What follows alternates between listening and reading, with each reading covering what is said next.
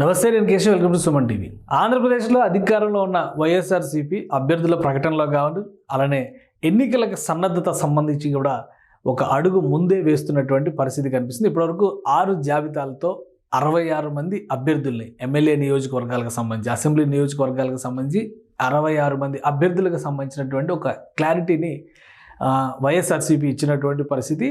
అయితే ఓవరాల్గా రాష్ట్రంలో మిగతా పార్టీలతో పోల్చి చూసినప్పుడు ముందుగానే అన్ని రకాల చర్మ సమస్యలకు శాశ్వత పరిష్కారం ఈ శ్రీత 9281458181 అభ్యర్థులను ప్రకటించడం, అలానే ఎన్నికలకు సంబంధించినటువంటి కార్యాచరణని ప్రారంభించడం అనేది వైఎస్ఆర్సీపీ జోరుగా చేస్తున్నటువంటి పరిస్థితి. ఈ నేపథ్యంలోనే 6వ జాబితా రిలీజ్ అయింది. 6వ జాబితాలో ఎవరెవరి పేర్లు ఉన్నాయో ఒకసారి పరిశీలించేటువంటి ప్రయత్నం చేద్దాం. ఇది వైఎస్ఆర్సీపీ రిలీజ్ చేసినటువంటి 6వ జాబితా. ఈ 6వ జాబితాలో మొత్తం 10 మందికి సంబంధించినటువంటి పేర్లు అనౌన్స్ చేసినటువంటి పరిస్థితి.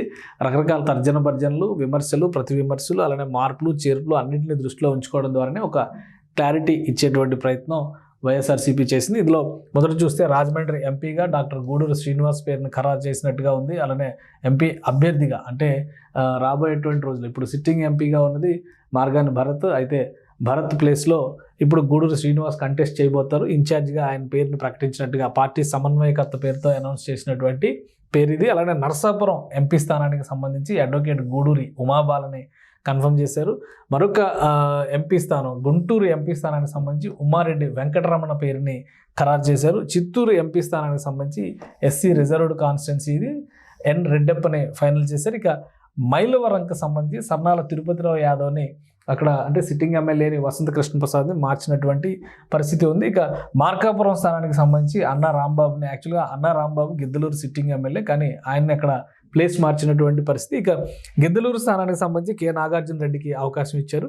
నెల్లూరు సిటీకి సంబంధించి ఎండి ఖలీల్ డిప్యూటీ మేయర్గా ఉన్నారు నెల్లూరు నగరానికి. అలానే జీడి నెల్లూరు గంగాధర్ నెల్లూరుకి సంబంధించి కె నారాయణ స్వామి పేరుని ఖరారు చేసినటువంటి పరిస్థితి. ఎమ్మిగనూరులో బుట్టా రేణుక మాజీ ఎంపీ, వైఎస్ఆర్సీపీ మాజీ ఎంపీగా ఉన్నటువంటి నాయకురాలకి కన్ఫర్మ్ చేశారు. ఇది 6వ జాబితాకి సంబంధించింది. ఇప్పటి వరకు ఈ 6 జాబితాలకు సంబంధించి 66 అసెంబ్లీ స్థానాలకి సంబంధించినటువంటి అంటే ఎమ్మెల్యే సీట్స్కి సంబంధించినటువంటి అభ్యర్థుల్ని వైఎస్ఆర్సీపీ కన్ఫర్మ్ చేసింది.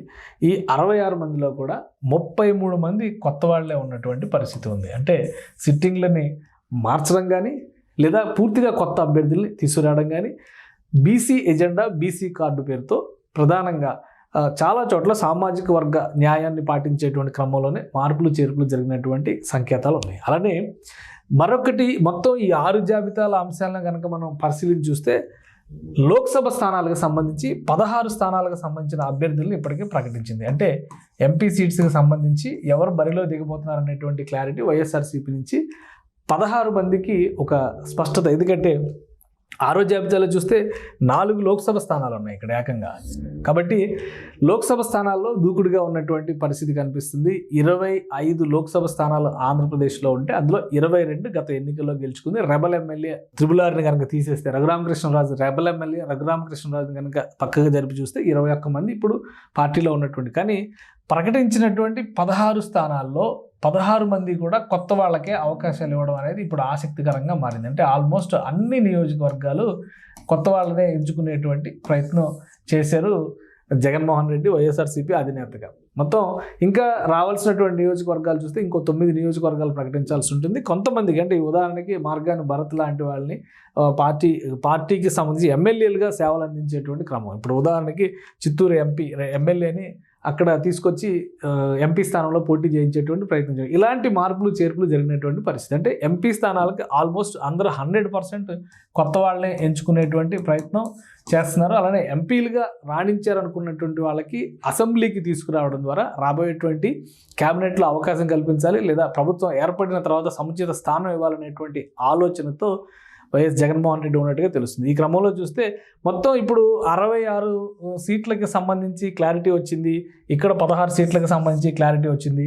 7వ జాబితా పైన కూడా విస్తృతమైనటువంటి కసరత్తు జరుగుతుంది. ఇప్పటికే సమన్వయకర్తలుగా అనౌన్స్ చేసినటువంటి వాళ్ళని కూడా, అంటే నియోజకవర్గ కోఆర్డినేటర్లుగా అనౌన్స్ చేసినటువంటి వాళ్ళని కూడా వాళ్ళని సమన్వయపరచడానికి ఏర్పాటు చేసిన రీజనల్ కోఆర్డినేటర్ల వ్యవస్థలో కూడా కొన్ని మార్పులు చేర్పులు వైఎస్ఆర్సీపీ చేస్తున్నటువంటి పరిస్థితి ఉంది. ఎందుకంటే ఒత్తిడిని బట్టి, ఎందుకంటే అసంతృప్త నేతల నుంచి ఎదురవుతున్నటువంటి సమస్య, కొత్త నేతల అవకాశాల కోసం తీసుకొస్తున్నటువంటి ఒత్తిడి, వీటన్నిటిని తట్టుకునేందుకు కొంతమంది సమన్వయపరిచేటువంటి క్రమంలో మరొక అంశాన్ని దృష్టిలో పెట్టుకునేటువంటి ప్రయత్నం చేస్తూ జగన్మోహన్ రెడ్డి డిప్యూటీ సమన్వయకర్తలను కూడా ఏర్పాటు చేసేటువంటి ప్రయత్నం చేస్తున్నారు రీజనల్ కోఆర్డినేటర్కి సంబంధించి. ఇది వైఎస్ఆర్సీపీ అధికారికంగా అనౌన్స్ చేసినటువంటి అంశం. ఇదే పార్టీ అధ్యక్షుడు వైఎస్ జగన్మోహన్ రెడ్డి గారి ఆదేశాల మేరకు అనకాపల్లి, విశాఖపట్నం, అరకు, విజయనగరం, శ్రీకాకుళం పార్లమెంటు నియోజకవర్గాలకి వైవి సుబ్బారెడ్డి గారిని రీజనల్ కోఆర్డినేటర్గా నియమించడమైంది.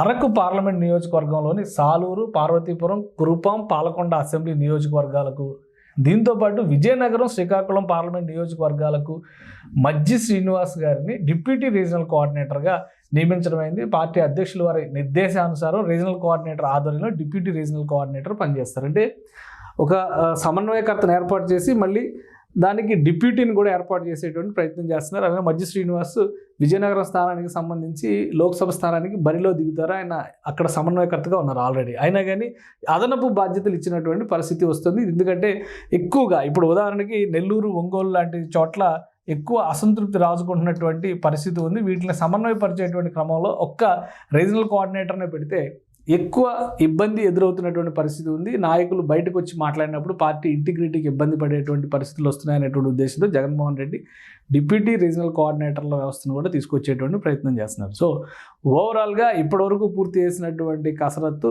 కేవలం 30-40% మాత్రమే అయింది. మిగతా ప్రక్రియ కూడా రాబోయే రోజుల్లో పూర్తి చేయబోతున్నారు. అతి త్వరలోనే మిగిలిన లిస్టులు, మిగిలిన జాబితాలు కూడా బయటకు వచ్చేటువంటి అవకాశం ఉంది. దీనిపైన పబ్లిక్ రియాక్షన్ ఎలా ఉంటుంది, అలానే అసంతృప్త నేతలను ఏ విధంగా బుజ్జగించబోతున్నారు అనేది కూడా ఆసక్తికరంగా మారింది.